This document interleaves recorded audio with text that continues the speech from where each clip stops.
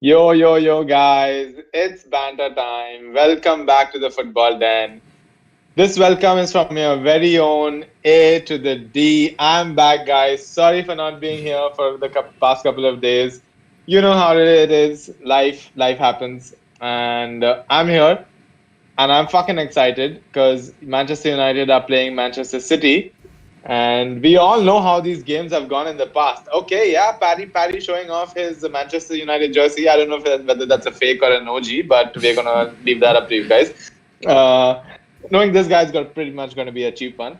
So without further ado, I just want to dive deep into this fucking game, man. Ole has been at it. He's been at Pep's ass for the last 4 games. He's won 3 out of the 4. There is no reason to believe why United shouldn't be winning this game yet again.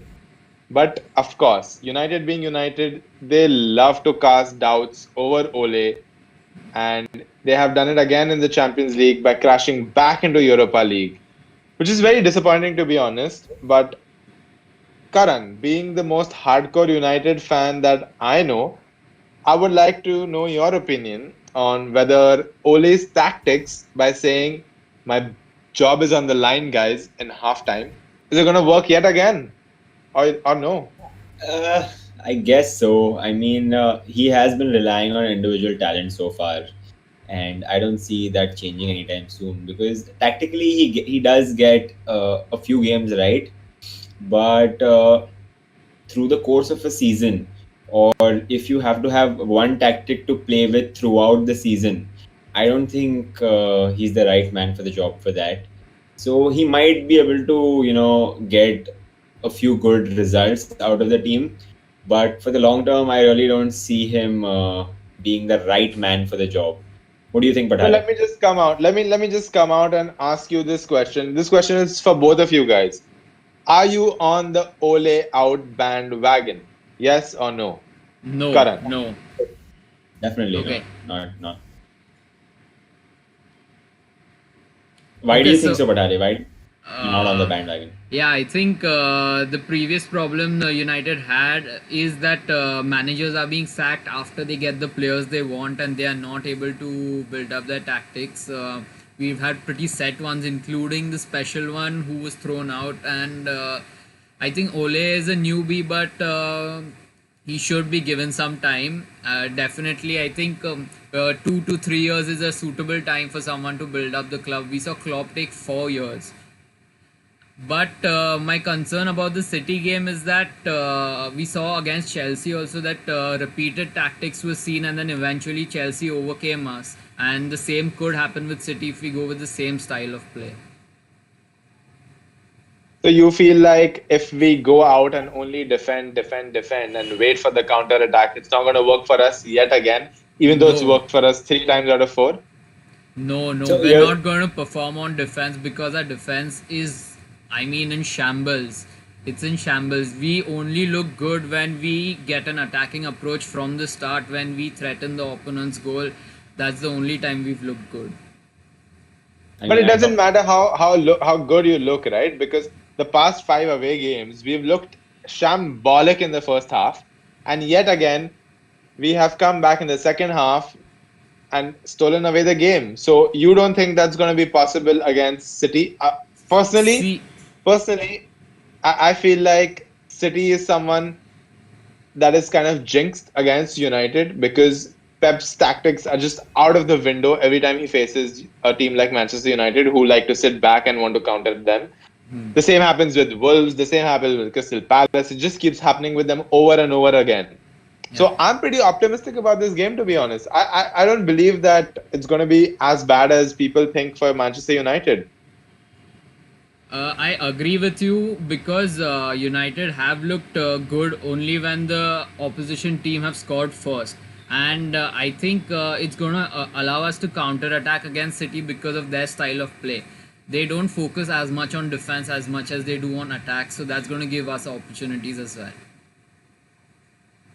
I would like to say that United's defense at the moment, like Pathare said, is shambolic, right? So staying deep and trying to play on the counter is not the best approach because the defense is not confident enough. And De Gea has looked horrendous. So that brings me to my next question actually. Who do you guys think, especially Pathare, who do you think should be starting between the six for us? Should it be Henderson or De Gea? Amber, you can go after Pathare. So I think there should be a slow transition, like I said before. And initially, for now at least, we should let Henderson play the easier fixtures and let De Gea play the tougher ones, because even though he's not looking as good as he used to, he knows the pressure of playing for United and playing for those big games. I'm not still sure that Henderson might live up to the challenge, and his career could be cut short if he faces defeats early on. What do you think, Amber? I completely agree with Patty. Although I feel like this should not really be a question because we all know where Ole's loyalty lies, right? He's never going to drop De Gea when he's fit. He's never going to drop Harry Maguire when he's fit. And he's never going to drop Bruno Fernandes when he's fit. I mean, he really And shouldn't drop. why should he fucking drop Bruno Fernandes when I have predicted from the start of the season that this dude is going to perform better than KDB? And yet there are people who are arguing with me that KDB on current form is a better midfielder than Bruno. So I just want to switch this whole thing from who's going to be better at defense and who's going to be in the sticks and shit like that to their main point, who's going to make football tick for each team. We all know it's Bruno for United and we all know it's KDB for Man City. But who is going to be efficient in cancelling each other out? I believe, in my opinion, that Bruno is someone that cannot be cancelled out. He's someone who performs regardless of the fixture. He's someone who performs regardless of the occasion. And KDB is just a system merchant. And we figured that dude out many times in the past. I feel like Bruno Fernandes is going to perform yet again for United.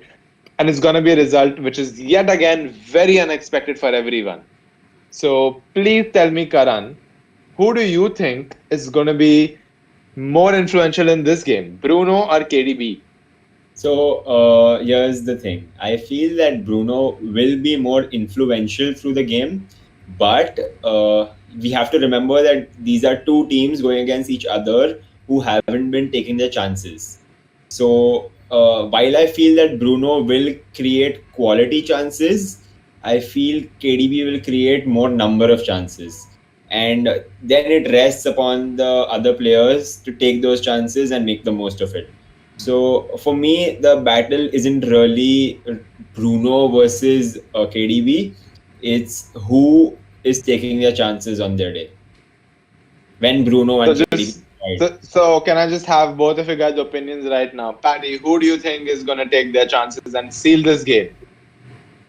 Okay, so I think it's definitely going to be a battle of the midfield, and for this game, I would like to see Cavani start, because the lack of experience in City strikers currently can be exploited in terms of us attacking more, and an experienced player like Cavani is definitely needed on the pitch for United to convert Bruno's creations. Well, who are you going with? What's your final verdict? What's your scoreline? Well, my scoreline is for United, of course. I'm not going to root for City, and it's going to be 3-1 to United.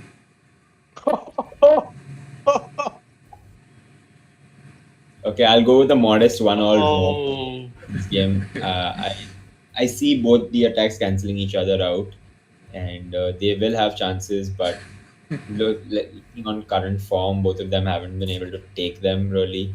So unless and until Bruno gets a couple of penalties, I don't see us winning. So 1-all for me. Still in shock of what this man has just spoken in front of me. 3-1 to United, my brother. Okay. Let me just take a step back and say I think it's going to be a 1-all. I feel like City yet again are going to dominate the way they do. They're going to dominate the game. But Ole's men are going to react to my job is on the line, guys. And they are going to come back from 1-0. And we are going to we're going to finish the game 1-1. We're going to finish the game 1-1. That's my prediction. Yep, 1-1 sounds good to me too. So let's Well, move Right. on to the second game that we have. It's Everton versus Chelsea. It's Ancelotti versus Lampard. Yet again, Ancelotti is better tactically than Lampard. Just like we thought how Bielsa was tactically better than Lampard as well. So this game again brings us to the same question: does tactics win the game, or does better quality of players win you the game?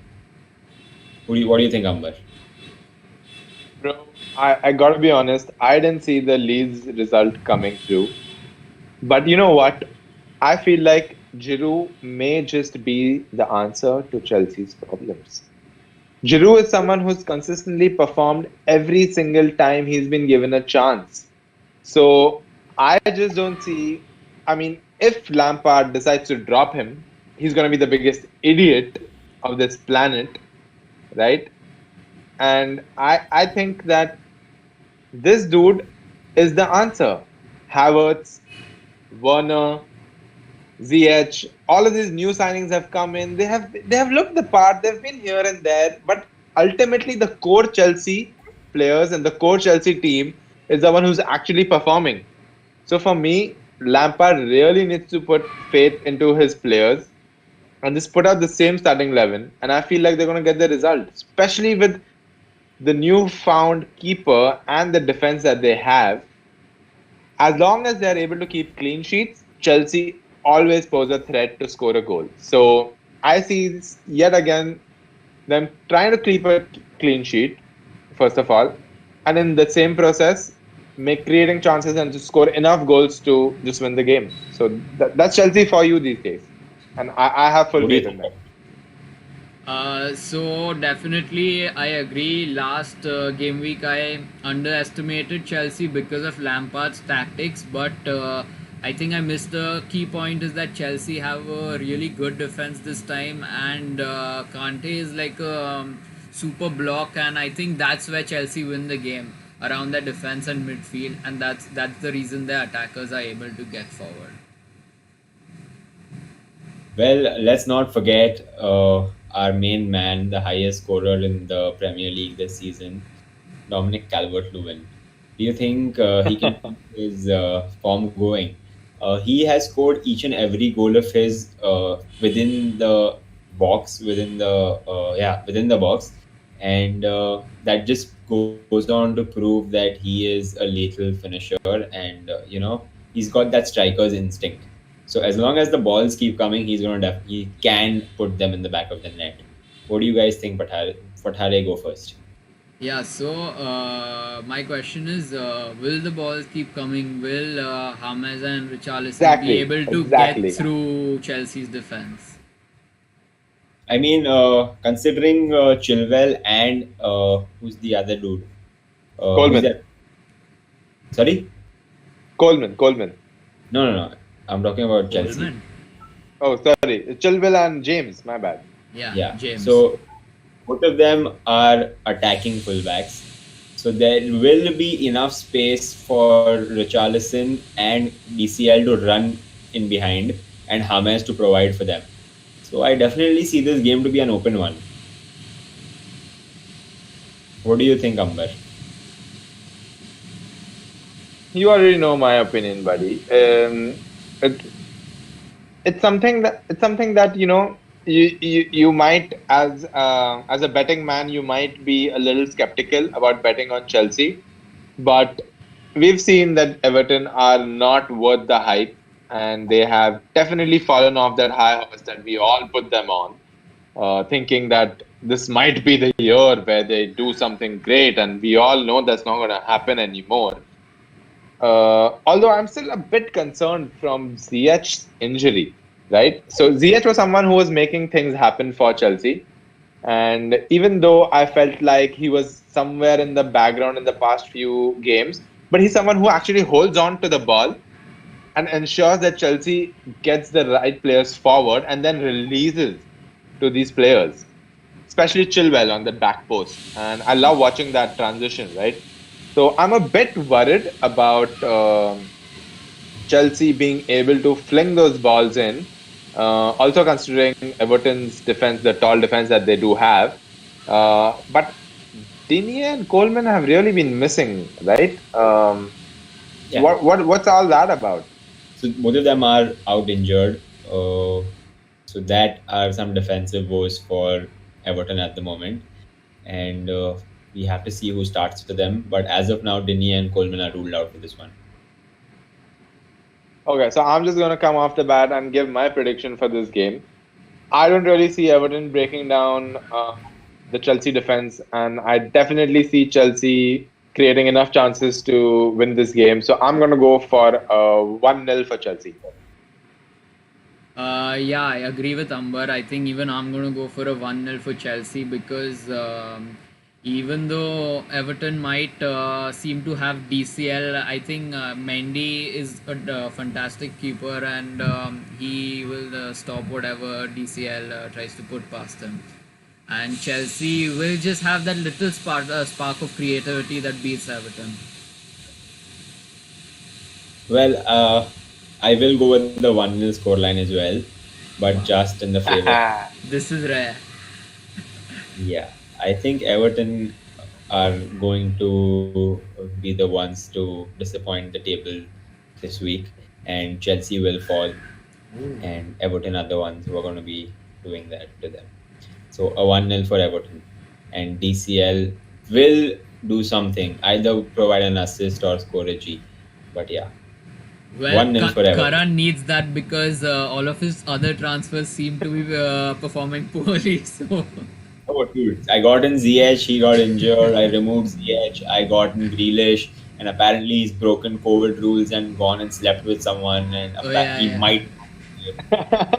Like, I don't even know what to say about that. Either way, moving on, we have Crystal Palace versus Tottenham.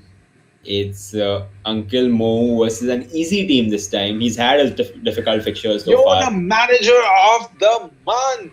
Are you kidding me? Give it up for Uncle Mo. 100%. He deserves to be manager of the month. He has, wow. I mean, what a month that was for Mo and for Tottenham and for Kane and Son. Other than that, I don't think it was a great month for anyone.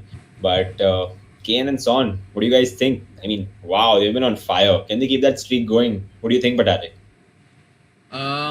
I think yeah, they can keep the streak throughout the season for sure, but we'll have to see how much of a pace they drop because I think it's very difficult for them to keep this up every game.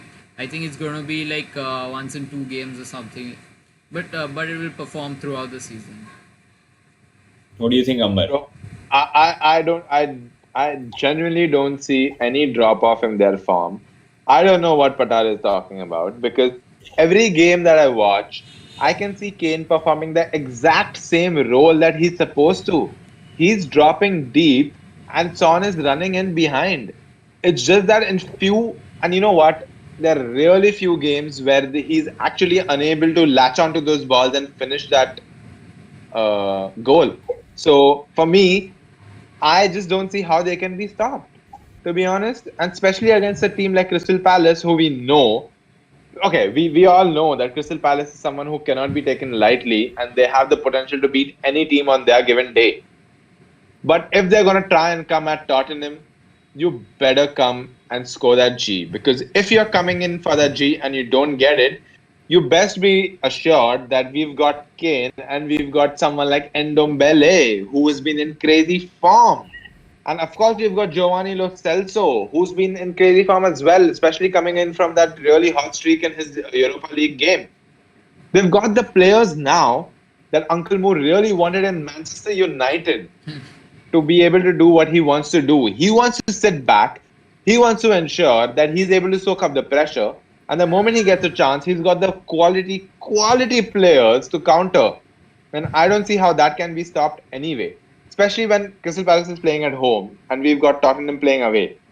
Right? So that first of all takes away the pressure from Son and Kane to literally be there up all the time. So they have all the time in the world to find those spaces, to be in those gaps. And the moment they get that opportunity, when Zaha is trying to do something and he gets nicked off the ball, they're going to run in and score, man. They're going to run in and score for sure. So here's my thoughts on the game. The last game that Tottenham played against the low block was Burnley, and you could see that they really struggled to score a G. And that's what I feel might happen against Crystal Palace as well, considering Crystal Palace do play a low block at times. And Uncle Mo's team in general haven't been known to be able to break a low block per se, because they are the ones to invent that really. So I just feel okay, Tottenham might nick the game, but it's going to be like a one goal game, nothing more than that. What do you think, Rohit? The has got. Okay, so I think it's going to be a game of who scores first. If both of them prefer to play similar tactics, then it's going to be a Spurs win because of the quality of players that they have. Definitely better, and I'm leaning in for a Spurs victory. So, what's your scoreline, Fred? My scoreline is a 1-0 for Spurs. Yeah, I'd like to go with the 1-0 for Spurs as well. I don't think there's more than one goal in this game, but waiting to be proven wrong by Harry Kane and Heung-min Son. Ambar, have you So lost? Are you still there? I 2-1 for Spurs. And I'm going to be so bold as to say that we finish the year with Tottenham at the top of the table, guys. Tottenham is going to be top of the table when we finish this year. Mark my words.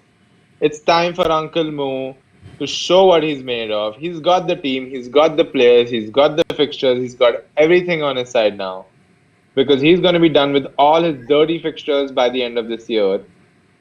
In a quick succession, and I would really like to say that he's performed really fucking well in the fixture that he was supposed to struggle with or to lose. So I think it's high time we start considering this pony to be a grown ass horse. Don't you guys think?